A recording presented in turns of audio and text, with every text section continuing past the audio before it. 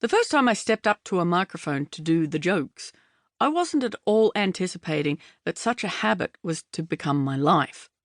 There wasn't much about me up until that point that would have suggested I was a natural performer. I'd had next to zero exposure to any creative industries when I was growing up, and on the rare occasion I spoke, I was barely heard and I barely cared. When I first tried stand-up, I was in my late 20s and too old to begin a career that demands all the best habits of young people, such as late-night loitering, talking about yourself all the time, and masking low self-esteem with false confidence. But I am a late-blooming type, so I took to it all very well.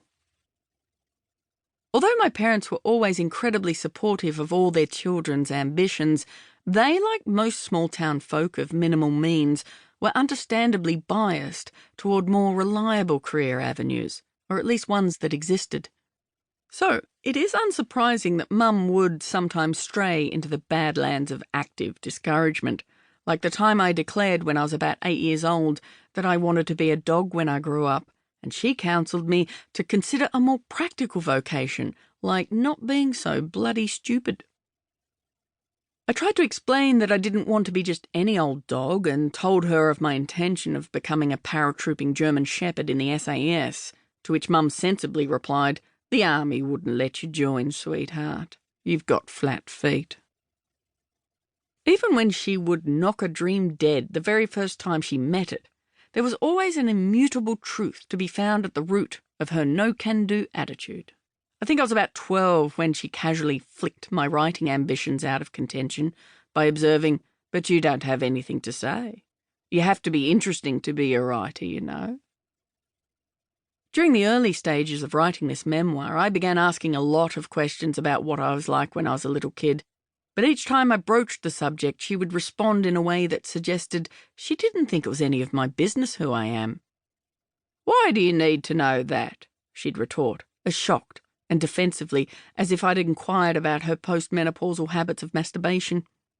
The closest I ever got to an answer was a list of the defining traits of my siblings. Justin was the loving one, Jessica was the leader, Ben was the most intelligent, and Hamish was the funny one. This was likely an attempt to encourage me to be more interested in other people, but I'm more inclined to believe she meant it as an inventory of qualities that do not apply to me. Mum's determined efforts to raise her children to become humble humans paid off, as I think all of us tend to use the good manners and self-deprecation she drilled into us more often than we don't. But I don't think her success was achieved entirely through encouraging good behaviour. Some credit does need to go to some of her more hardline strategies, such as celebrating our successes through the metaphor of our failures.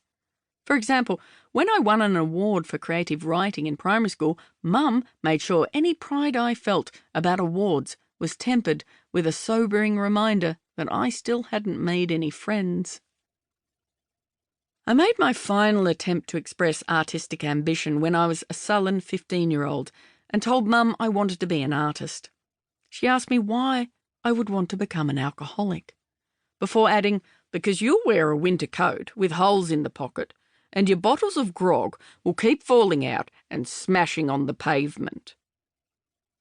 To this day, the specificity of her cautionary scenario still stuns me.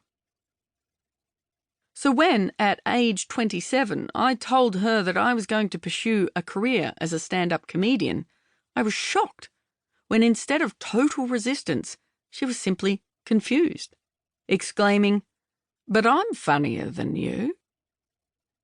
Such unbridled encouragement probably came from a sense of relief, because although I had managed to avoid both alcoholism and artistry, I'd still carved out a fairly tragic existence for myself.